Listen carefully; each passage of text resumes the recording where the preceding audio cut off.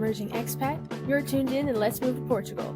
I'm Victoria from Expats Everywhere's podcast, and I have the distinct honor of bringing you YouTube travelers and our resident Portugal experts, Expats Everywhere's Josh and Kalie.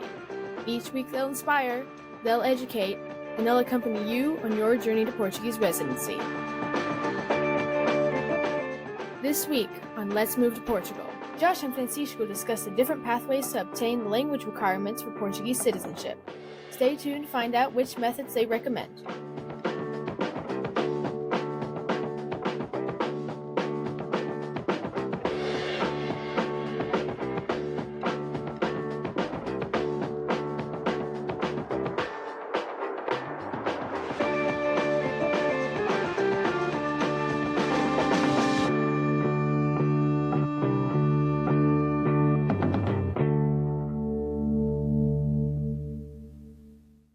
What's up, expats and travelers? Welcome back to the Expats Everywhere podcast.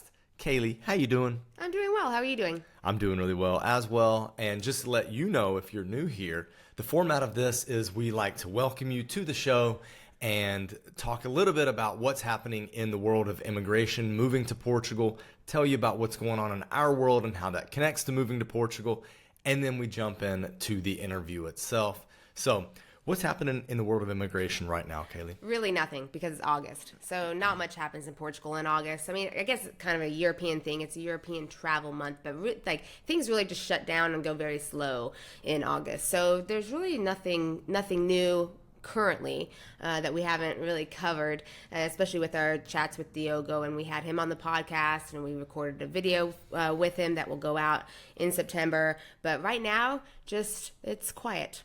Yes, and I think that the fact that there's nothing new is kind of a good thing, so the goalposts don't keep moving. Mm-hmm. But what we will say about that video with Diogo, we did the podcast with him, and then we decided to run through 4 very common scenarios that people find themselves in, whether they're moving to Portugal or they're already in Portugal and going through the immigration process or even citizenship process. So we've put that video together. We're doing like the final checks in the editing process. There, I say that word again. And then we'll get that video out to you all. But I think because it's been such a slow August as usual, we're going to take a little pause on the main channel uploading stuff. We'll still be here doing the podcast, but the main channel we won't be putting stuff out on for a week or two. Yeah, and then we'll get back into it in September. Right. Yeah, because we put stuff out at the beginning of this month. So we just recently put out a good interview with Arbob. He lives in Vildecond with his family. It was a really good interview. And then it's my new favorite. Yeah, Josh really liked it. And then the week before that, we put out a city guide on Vildecond. So those two kind of go together. They're connected, yeah. Yeah, this was easily my favorite interview that we've done because of the story that was being told. There's a really, really nice story arc. And about 2/3 of the way through, you're like, is this guy going to stay in Portugal? Like, what's happening here? So I don't want to spoil that for you. You can find out if he actually does stay in Portugal. But essentially, his family moved, and at the 2-year mark, after some struggles, they just decided, like, okay, this 3rd year that we're going into, we need to decide, do we stay or do we go? Right. So it's cool. So that's on the main channel. You did a good job. Thank you. And then on Expats Everywhere Explorers, we've got country guides going out, so just a different feel than Portugal. Different things around, mainly Europe is what we're doing. Yeah. And then Let's Get Building. You recently put out a video. Yes. On that one. Yep, we did, and it was a little different than what we usually put out. It's a new channel, brand new channel, Let's Get Building with Josh and Kalie. We did the first 3 episodes that were specifically about the redevelopment project that we're doing here in Porto, where we've bought this building and we had plans approved and everything, but from the city, and we're getting the construction done. The first 3 episodes were specifically about our building. Episode 4, the one we just put out this weekend, is about the company that's doing the architecture and construction, so that if you're interested, you can see it. Get a glimpse of what our place might look like in the end. We're not ready to start showing images of the architecture of our building because we don't have like really good imagery to show just yet. We have basically like a lot of 2D plans, but we want to get the 3D images and be able to figure out how to show that well, because this kind of editing is really new to us to be able to show it. But episode 4 on Let's Get Building is a lot of fun because we walk through a new property that has just been inaugurated, if we can say that, by our builder. And it was great. We'll put that link in the show notes if you're interested in watching that. We'd love to have you as a subscriber and viewer on that channel because we're having fun over there. But it's so different than what we do on our main channel, so we had to create 2 channels for it. Right. So that's a fun episode because we got to see kind of, I guess, have a vision, maybe more of a vision of what ours could look like, things we like, don't like, things that we want to add. So that was a lot of fun being able to walk through that and get a visual. Yeah. All right. So let's talk about what's happening in this current episode where we sit down with Francisco, who is the program director at the school, let's say, where we're taking our Portuguese classes, our Portuguese lessons. Now, there's a backstory about how we got connected to this school, how we found them, and how we ended up enrolling. But what we've been doing on the main YouTube channel is we've been putting out shorts. After each lesson finishes, like literally after each lesson finishes, we stop, we record ourselves to make a YouTube short. So it's like 60 seconds or less. And then we've been putting those out on a daily basis. Mine will go out first at 2 p.m. in Portugal, and then Kalie's go out at 5. Right. So Josh and I are doing an online language course, which will get us our certificate. Yeah, mix those words.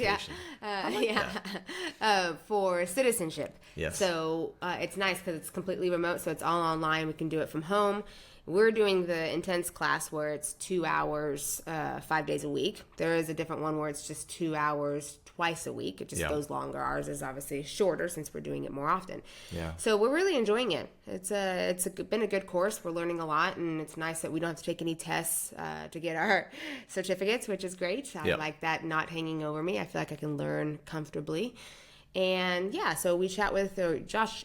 Chats with Francisco about the course and about what language, right? The importance of learning Portuguese, right? Yeah, absolutely. So we kind of dive into the reason why the program came about, what the program is about, and other questions that we had and maybe you might have about any sort of language program like this, not just specifically theirs. But if you're interested in not having to take the A2 test for either citizenship or permanent residency, then you need to listen to this episode. Some construction has started. So we're going to roll out in just a second and get into the episode. But I did want to say that this program is pricey. So if you are looking for a discount, we did talk to Francisco about offering listeners and viewers of the channel that are interested a discount if you mention Expats Everywhere. So there's that, right? Yeah. Well, we better roll into the episode before the construction starts again. All right. Enjoy the episode. All right, before we get started, let's talk about this week's sponsor, Green Ocean Advisors. Well, I think the world right now can feel a little chaotic, but that doesn't mean that your finances have to, because I think when your finances feel chaotic, everything is just out of whack, right? Yep, and Green Ocean Advisors will help you put together a plan to weather all those financial storms that may come your way. It's a little tricky whenever you make a move. You're often asking yourself questions like, is it time to invest in AI? What's up with that? Ooh, AI, that's a good one. Or how about crypto? I think a lot of people talk about crypto or Bitcoin when it comes to Portugal because of the taxes. So is that for you? Maybe closer to home is, should I sell my home before moving to Portugal, or should I rent it out? Everyone's situation really is different, so it's good to talk to a financial advisor about your specific portfolio before you make the move, or even if you're already in Portugal. Now, click the link in the description section below or in the show notes, depending on how you're consuming this right here. And be sure to click the one that gets you a free 15-minute consultation. It's specifically to Expats Everywhere. Thank you, John, for that. Now, on to the show. Francisco, thank you so much for joining us and talking to us about what is required for Portuguese citizenship and this whole language component and helping us unpack it. So first and foremost, what are the requirements for Portuguese citizenship? So basically, obviously, you need to go through a whole process, and And first of all, I'd like to thank you as well for inviting me to come and speak with you guys. So hopefully this will also help other people who will be listening to also complete the whole process and becoming Portuguese in the end, which is obviously their goal. So there's a whole process that you need to go through, and it all comes down to a 5-year process in the end. But it tends to be the most difficult part of the whole thing, to do the Portuguese language requirement, which is what we usually hear that becomes a bit more of a struggle. So you do have to pass any form of certification in Portuguese, obviously at a very basic level. So it's only an A2. It's not a very huge requirement, but you do need to pass that level of certification on the way to the citizenship, which, as I was saying, it does tend to be the biggest struggle, because especially if you're already at perhaps a certain age where learning a new language isn't going to be as easy as when you were younger. That could be perhaps the biggest hiccup in the whole process. But hopefully, there are some ways to get it done a bit easier, I would say. Okay, right on.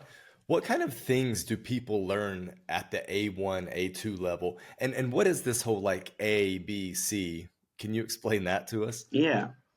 So it's different levels of learning. So obviously you start at A1, so that's the most basic of the levels in terms of language learning.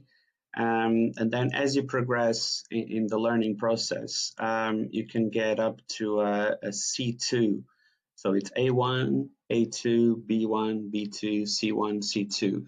And at a C2 level, you're meant to be completely fluent. So you're meant to be bilingual, if that's the case. So this level that you're required for citizenship is only an A2 level. So you're still supposed to be only a basic user, obviously. So you'll be able to maintain small conversations, but not go into much depth. So you won't be able to write a full-on essay about, the political system or anything like that. So that's not what you're meant to be doing at that level. So it's I'm a glad growing Portugal doesn't process. require us to do that either. No, it does not.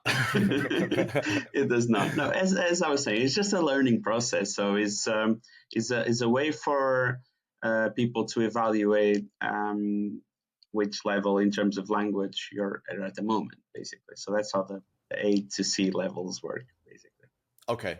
Yeah, so far as Kalie and I are going through this learning process, we've been learning how to introduce ourselves, saying like what nationality we are. We are hearing other people's nationality and saying what language we speak, giving basic information about ourselves like likes and dislikes, talking about appearances, basic appearances of people. We don't know any like really detailed descriptors to use yet. But this is the A1 type of stuff, right? Yeah.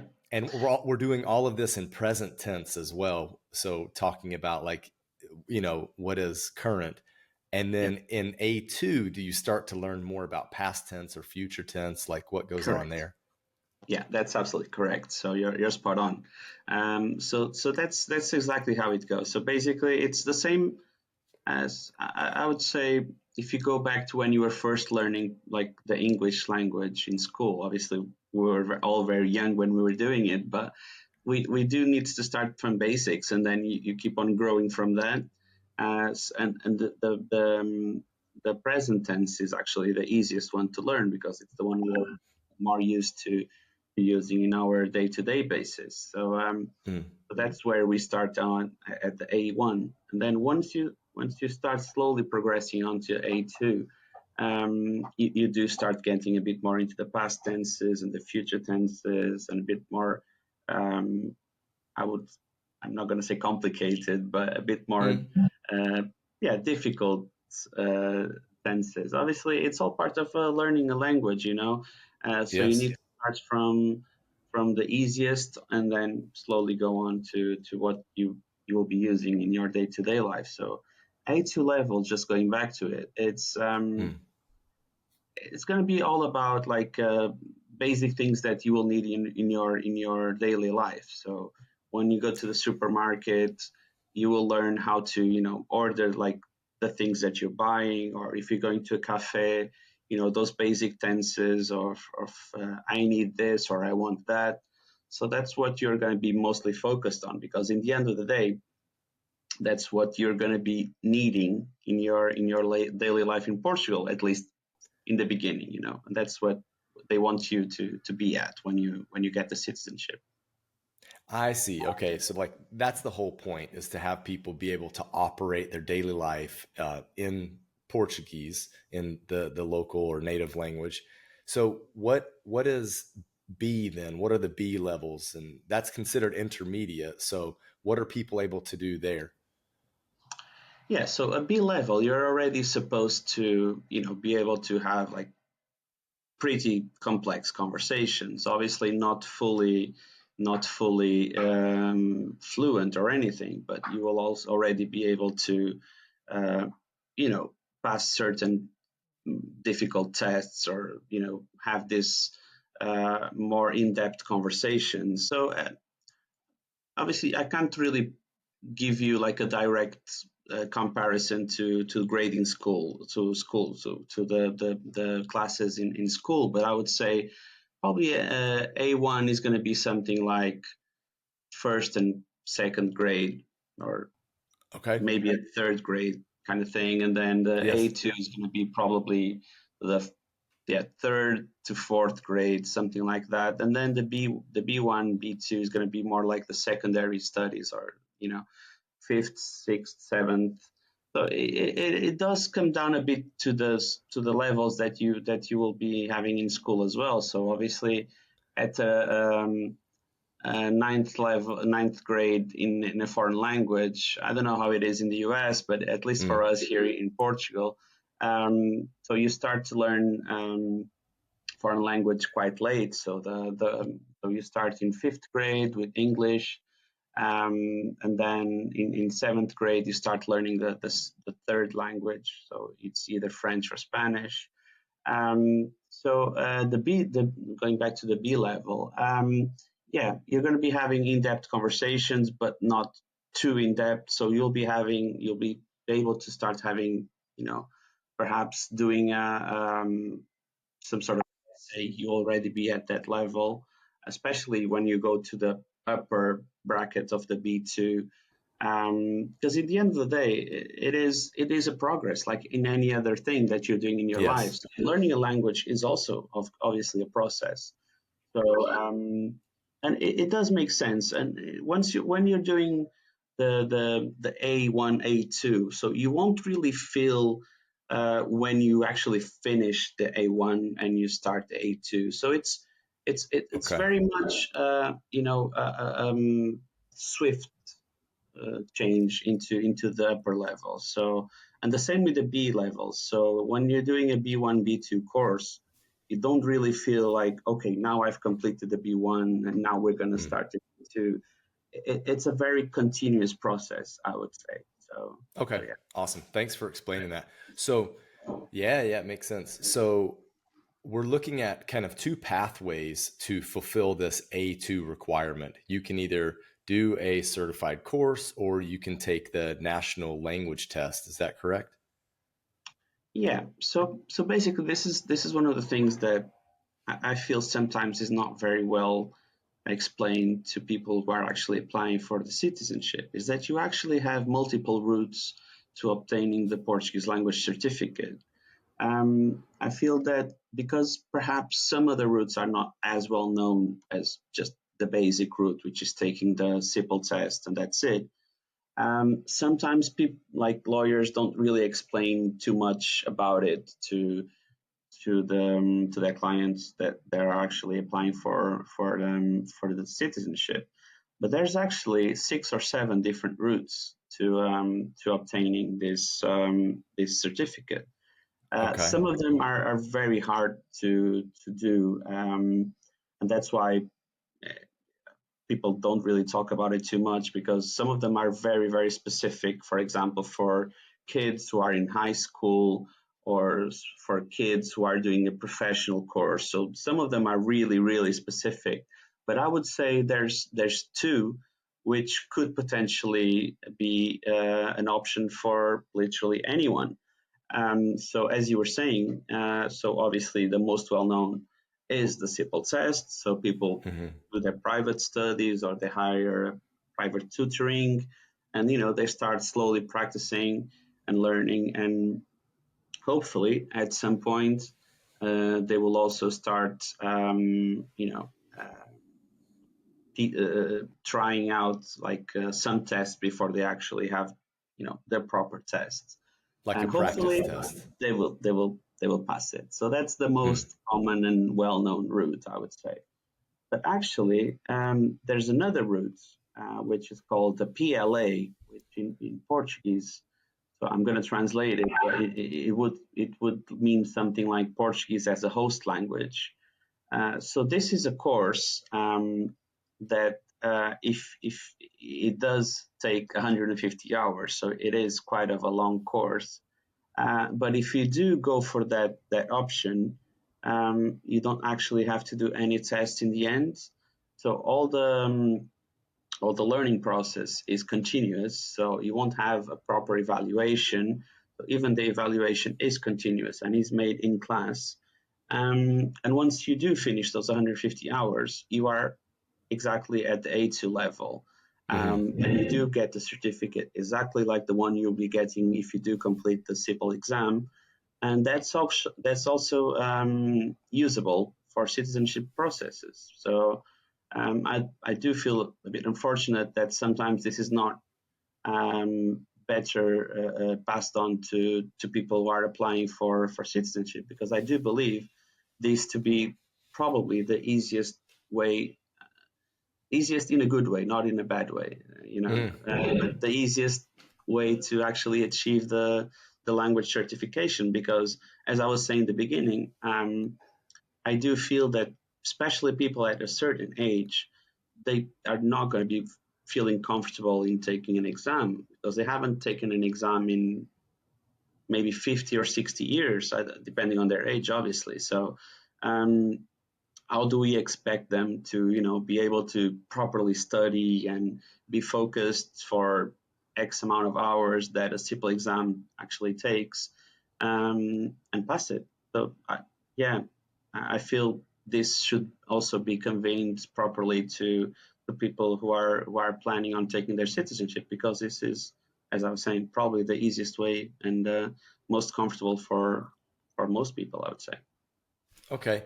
Staying on the topic of the exam real quick, what are some of the technical elements of this? Like, do you have to register on a website and choose a location? How much does it cost? Like, what are some of these more technical aspects of getting a testing date, I guess? Yeah. So yeah, you do need to go onto a website.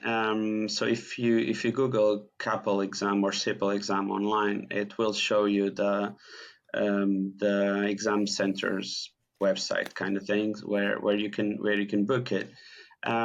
It does have locations in different places around the world, but there aren't that many places that actually do it. So we've heard from people, for example, from Middle East, that there's no exam center there. So they actually need to fly over to the nearest one, which is in Greece, to actually take the exam. So that's not really convenient, I would say. You have to, on top of all the stress that you already have for taking the exam, you still need to go through the whole process of, flying to a country which is probably 2 or 3 hour flight away, and, having to book a hotel and all these things. So yeah, even the exam cost, it differs from place to place, but it can go up to probably 70 euros or something like that. So it's not that expensive, I wouldn't say, but it's difficult also to find a spot, because I've heard from people that are trying to book it and they only find exam dates for next year, and we're only in the middle of the year at the moment. Yes. So they have to plan well in advance, and sometimes they don't even have any available dates. So, especially for people who are living abroad, it is not very easy, I wouldn't say. Even for people in Portugal, sometimes there are no available dates in the near future. So if you're perhaps ready to do the exam and you have to wait, I don't know, 5 or 6 months to actually be able to book it, then you're probably going to lose a bit of the learning, and probably going to have to do some extra private lessons just to refresh a little bit before you go into it. So yeah. Okay, so these are all the same problems or issues that we've been hearing from people that have not taken a certified class but have just gone the test route. And even some people who have taken a class but it's not been a certified class and they've still had to take the exam. So let's come on to that. Let's talk about these certified classes. What makes a class certified to be exempt from the exam? Yeah, that's a very good question, Josh. Actually, that's the first thing I always say to people who are looking for these type of courses, that they actually need to make sure that their course is certified for this specific matter. So they actually need to be certified for citizenship purposes, because there's loads of different Portuguese courses, and some of them are even the same length as the PLA, but they might not be certified. So there's actually a very similar course, which instead of being a PLA is a PLE, and that's not a certified course for this matter. So what I usually say to people is, be very certain that the course you are about to take or that you're thinking of taking is certified for citizenship purposes. Otherwise, it's just going to be spending money on a course that, in the end of the day, when you go to IMA to complete your process, they're going to be like, well, but that's not the right certificate. So, and obviously, you don't want that. So, just be certain that the one you are taking does qualify for that. So, for it to be able to qualify, it does need to be a PLA. So, Portuguese as a host language, or in Portuguese, Português como língua de acolhimento. So that's why it's PLA. Acolhimento means host, so it's Portuguese as a host language. So it does have to be a PLA. It does have to be minimum 150 hours. So if you're considering a course which is less than that, that's not going to be qualified straight away, because it's actually a legal requirement to be a minimum of 150 hours. It does come to how the structure of the course is done. So this course is actually, well, it was designed by the government, so it does have to abide by quite a lot of rules. It does have a fixed not schedule, but fixed way of teaching. So it does have to have like 6 different modules. Each of them has to be 25 hours. So that's why it amounts to the 150. So 3 modules is actually the A1 part, and the other 3 is going to be the A2 part. But as I said in the beginning, you're probably not going to notice this. There's no like abrupt change from the A2 from the A1 to the A2, especially if it's obviously a experienced teacher. You won't even notice it at all. Maybe in the middle of the class, she will start the A2 without you even realizing it. So, but it does have to have this structure. That's what I was going for. So if it's not like that, then it's most likely not going to be qualified for citizenship processes. In terms of the additional qualifications that it does have to abide by, it does have to be certified by a specific organization. So it can be either certified by EIFP, which is the, let's say, the jobs agency, like the public jobs agency, I would say. They can run these tests. They can run these certified courses, or it does have to be certified by a professional or public school. Okay, so always, if you're going for these type of courses, I would say to your viewers or your listeners, always ask who's the certified body that will certify the course, because that's going to give you already, a bit of an understanding on if it's going to be recognized or not. So just to clarify, it does have to be run by a Qualifica center. So it, as I said, it can be either a school, it can be the government, but it does have to be qualified by a Qualifica center. Okay. These, they are spread out around Portugal, so I'm sure multiple bodies can actually do this type of courses. But yeah, just let them know, the viewers, that they actually need to ask about these type of questions. Otherwise, they might have the bad news when they are, about to finish their citizenship process, that actually the course that they took, it's not recognized, and that's a hassle. Oh, that'd be a pity. That'd be such a letdown if yeah, I were to learn that, oh, okay, my classes that I just took 120 hours in Yeah. aren't enough, And Okay, it has happened. I promise you, Josh. I'm sure it's happened. I'm sure it's happened. So let's come on to talking about CIPLE Master. So you represent CIPLE Master. How did CIPLE Master form? Because I find this story fascinating. You've told it to me personally before, but I'd like our listener to know. Yeah, so it's actually a funny story. So I always like to tell it. So basically, we started about 2 years ago, and obviously we're not an isolated company or anything like that. So we're actually part of a group. So we have about 5 or 6 companies. They're all into the education sector. So we work with, one of our lawyer representatives is actually from one of the major lawyer offices in Portugal. And our founder was actually meeting with him just for a different topic, different company, nothing to do with this. And the lawyer goes like, well, you know what? I'm going to say something to you that if I said this to anyone else, I know that they're probably not going to even bother looking into it. But if I say it to you, you're probably going to try and see if you can find a solution that will help our clients. So this is how it started. So what you recognized was a bit of what we were talking about previously, is that there are difficulties in terms of the booking of the exams. People that are living abroad, especially, it is quite difficult to have to move around for an exam. This does not make any sense. Even to take the classes, they're sometimes they can't really find a teacher that will prepare them for the exam. So they were having like lots of issues with their international clients. They were trying to take the exam. They needed it for the citizenship process, but it wasn't a swift process for them. So they were finding it a struggle to have to explain to the people who are applying for citizenship that now that everything else is done, so you've done the investment part, you've done all the supposedly difficult parts of the process, but now you're going to have to take an exam.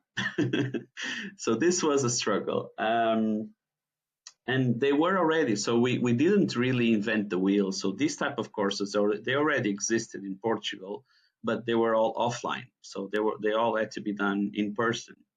And this was another of the things that the lawyer was telling our founder, is that actually he couldn't really tell to their clients that they had to come to Portugal for 3 months just to do this course, because all of us have to work, so they were also busy people, and they couldn't really take 3 months off just to take an exam. So this was becoming a big struggle.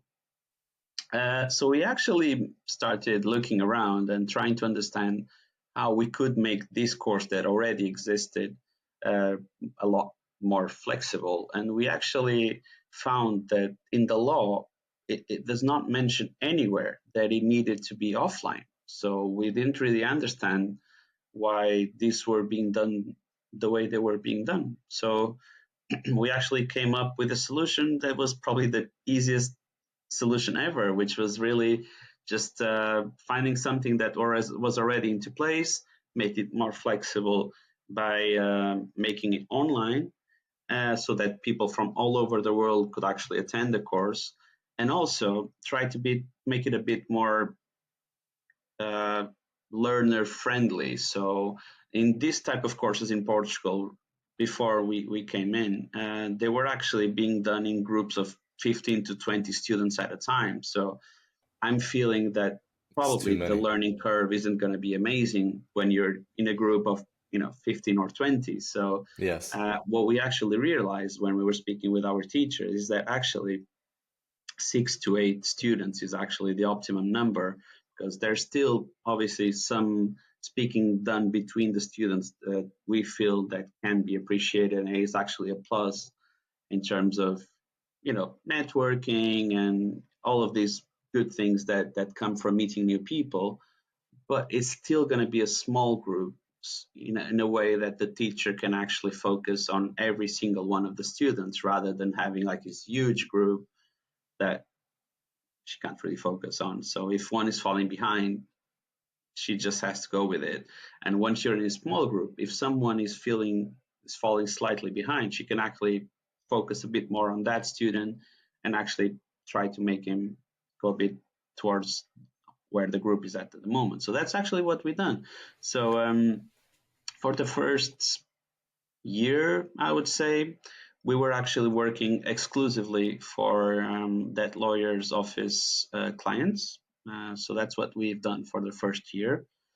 And then I was actually I only started working for CIPLE Master in January. So when I came in, so that was the first question that I made to myself, is why are we only working for one specific agency or office, when actually there's hundreds or thousands of people that actually probably need this service. So yeah, we opened up. So we've formed partnerships with a lot more lawyers' offices and investment agencies since then.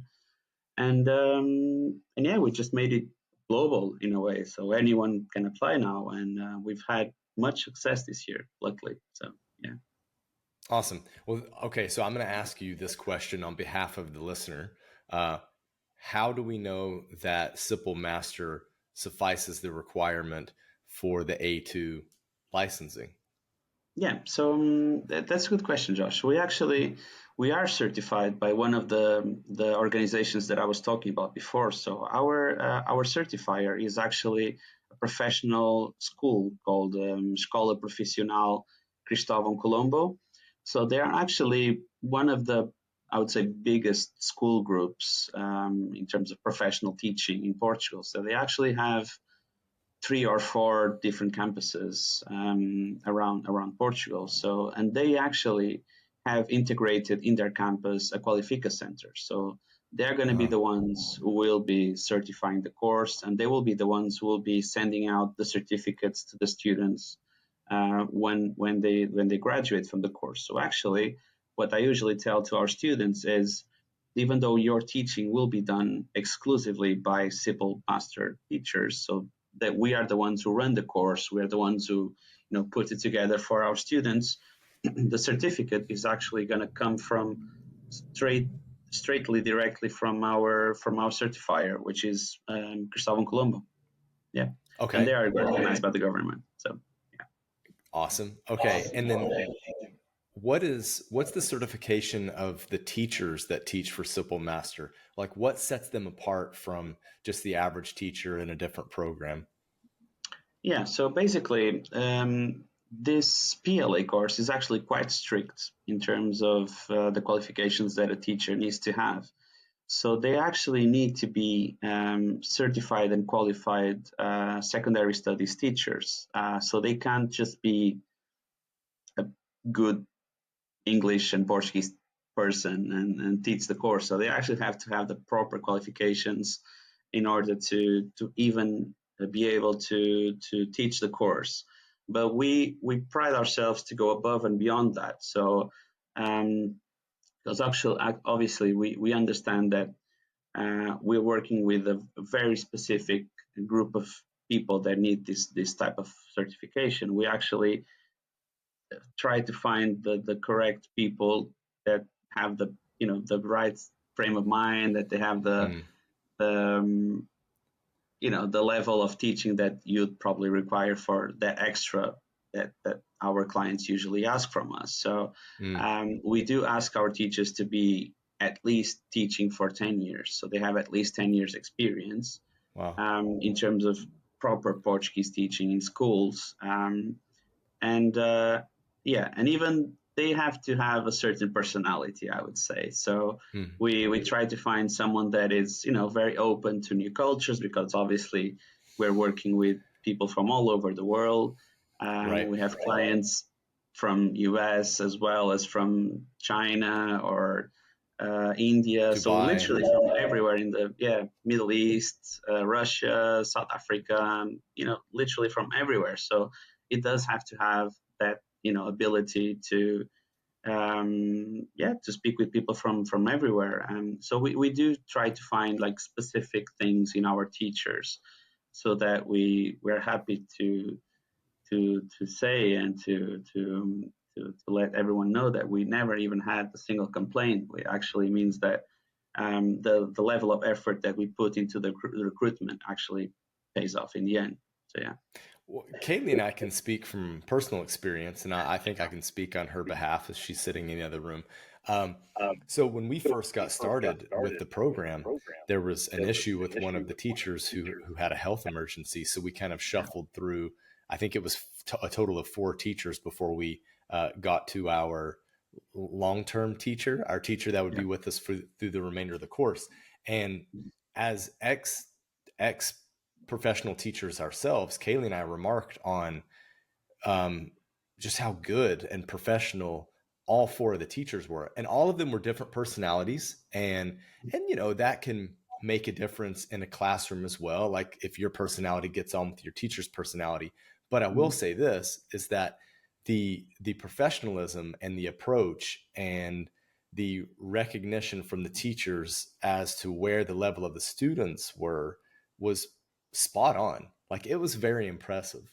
So we're really impressed with our current teacher, Marta, in some of her abilities to remember the mistakes that we make and push us to, like, ask us a question the next day or 2 days later, like, okay, how do you say this? Or even, she won't even say, how do you say this? She just might challenge us to do that problem again to see, okay, did we learn, or do we need another little correction? It's awesome. Like, it's really amazing.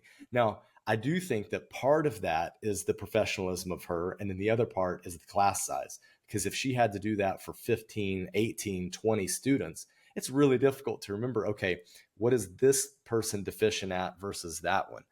So the class size plus her training has really shown. And we're super impressed with it, honestly. I'm very happy to hear that, Josh. And I do totally agree with you.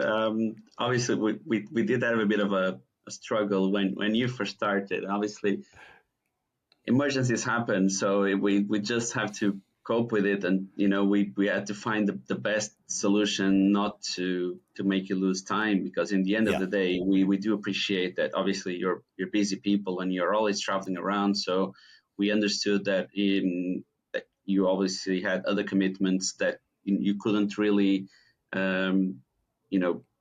move the starting date or move the starting date to another day. So we had to cope with that. And the only way we could was try to ask our teachers, no, can you do this one lesson, or can you do this other lesson?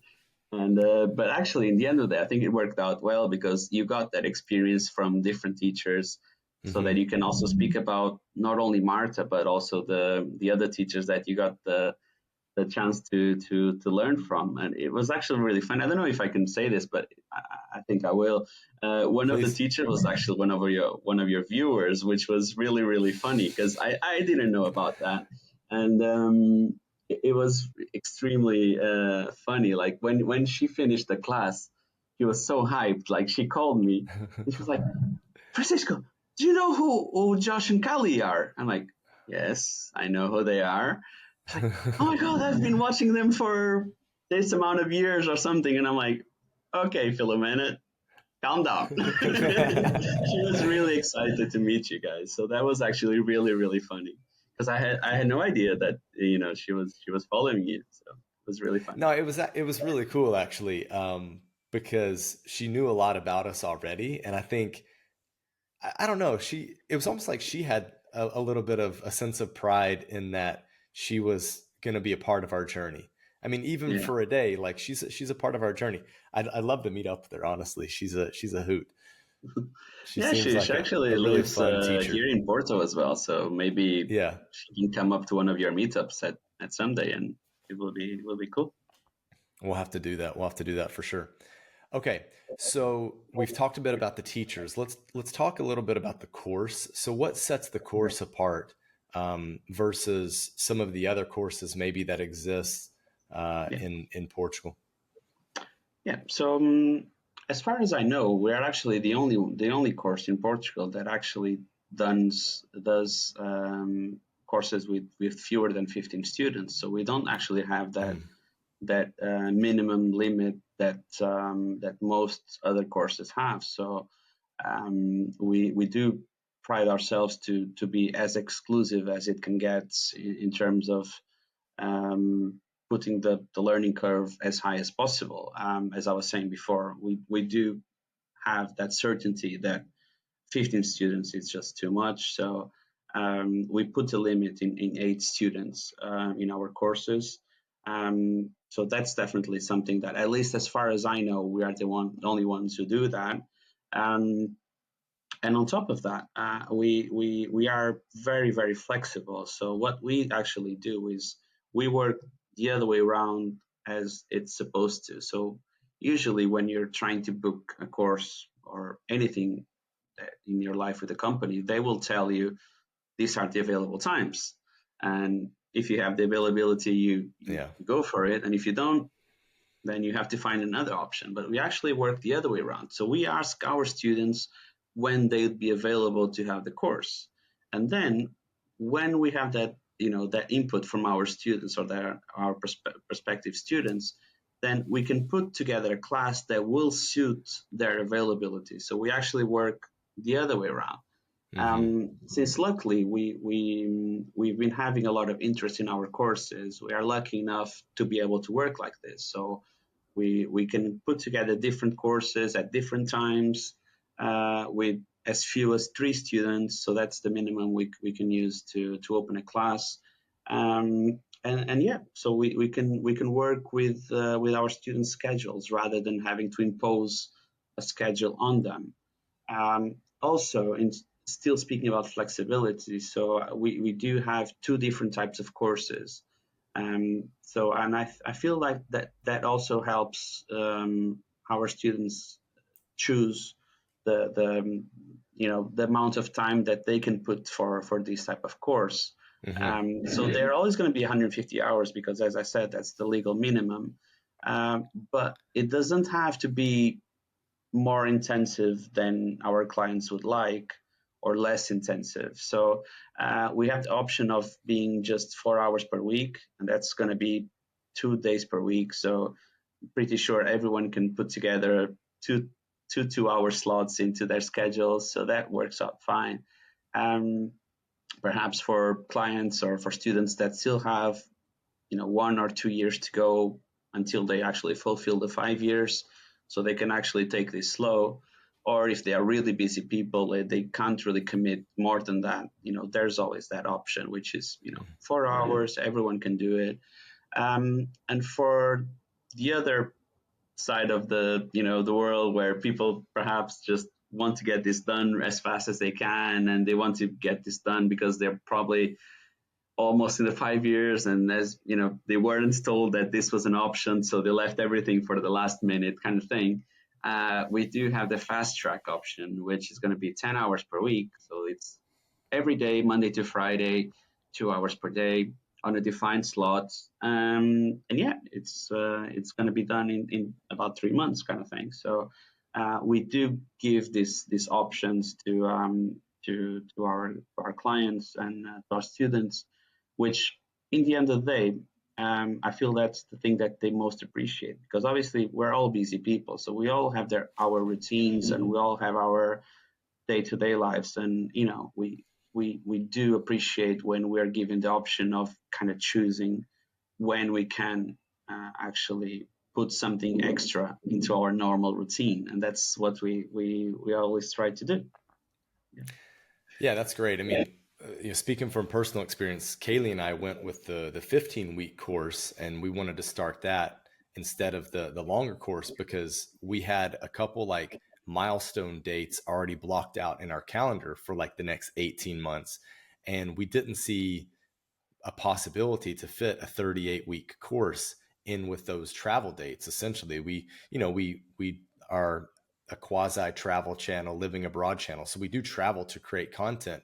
And we thought, oh, it'd be very difficult to continue doing classes while we were traveling to do content. But we had this kind of 15, 16-week period that we didn't have anything going on or anything already booked. So we were like, okay, let's go for that. Let's try to get this 150 hours in. And fortunately, it lined up perfectly with when a course was opening up at CIPLE Master. So we jumped in, and the rest is history. So far, anyways, we're about halfway through the course. For the listener that's interested and you haven't seen on our main channel, we are doing YouTube shorts where after each class every day, we turn the camera on ourselves, selfie mode, and we just talk about what we learned in under a minute, what we learned during that day and how we're feeling, and taking you along the journey with us so that you can understand what this type of course is like. So yeah, like I said, we're about halfway through, not quite halfway through, but last question I wanted to ask you is, who is the program really designed for? Okay. So just one last thing that I probably forgot to mention before is that we also open courses about every 2 weeks. So there's also that, when basically, as I was saying before, sometimes time constraint, as you were saying, that people have time restraints. So that if you don't do it on this date, you're probably not going to be able to start it or something like that. So because we do short classes, we are able to open our classes probably every 2-3 weeks. So if you can't make it to a specific date that we have on our website, don't worry, because we will very likely have another course opening very soon. So don't feel discouraged or anything if you go to our website and you don't find a date that would suit you straight away. We always have courses opening up pretty soon. So, but just going back to your question, so we are our courses are for everyone. Obviously, we do appreciate that it's not a cheap course, I would say, but it does come down to how many hours it is. So it's 150 hours. So if you break it down into hours of teaching, it's not going to be that expensive. It just sometimes totals up to an amount that some people might not be comfortable with. When I first saw the amount, I wasn't comfortable with it. But then when I broke it down by the hour, I was like, okay, this makes sense. Yeah, because people need to get paid for their job, and they do an excellent job and should be paid well. So thank you. Sorry, continue. No, that's as long as people are comfortable with the cost of teaching, we are literally for everyone. So obviously, we do have two types of students that are we've had more success with in terms of getting signups, which is usually people who are golden visa in Portugal. So we've had a lot of golden visa holders that are applying for our course. But just any people that are moving to Portugal or they are willing to learn Portuguese, they can apply for our course. Well, sometimes we do get asked that if they need to have a golden visa to apply for our course. No, not at all. Or some people even ask, do we already have to have our process underway to get started? No.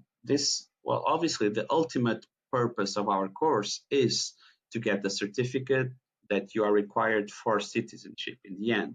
But even if that's not your main goal, if you just want to learn Portuguese, you can still apply for our course and you will get exactly the same teaching as anyone who would actually need the certificate in the end. So what I would say is, if you're willing or wanting to learn Portuguese, this is the course for you, I'd say.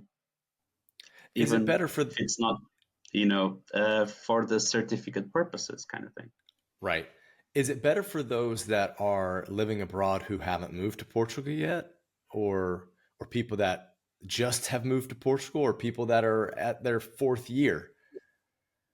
Well, what I usually say is it doesn't really matter which part of the process you're in, because our certificates don't actually have an expiry date, so you can use it indefinitely. So even if you are right at the beginning of your process, you can still go for it straight away. Maybe you can take a slower version, um, but because the certificate will always be applicable in the end of the process.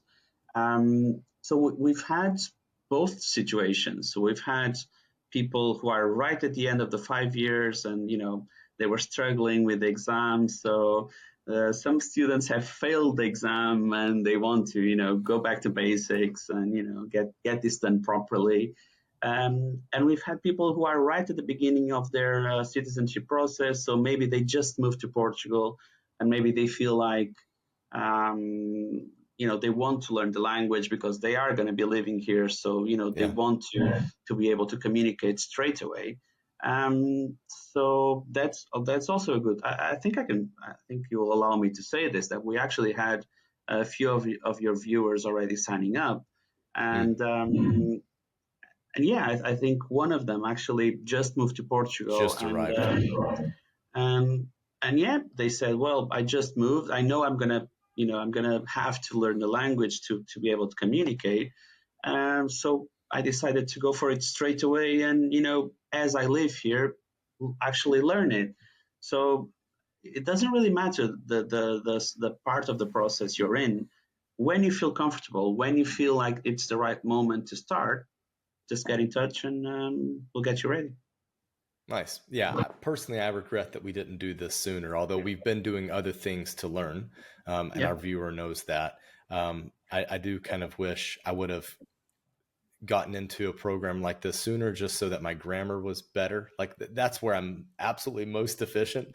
My Portuguese grammar is shocking, but the classes certainly pointed out the mistakes that I'm making out on the street and allowing me to start making corrections so that I improve and work my way to the B levels.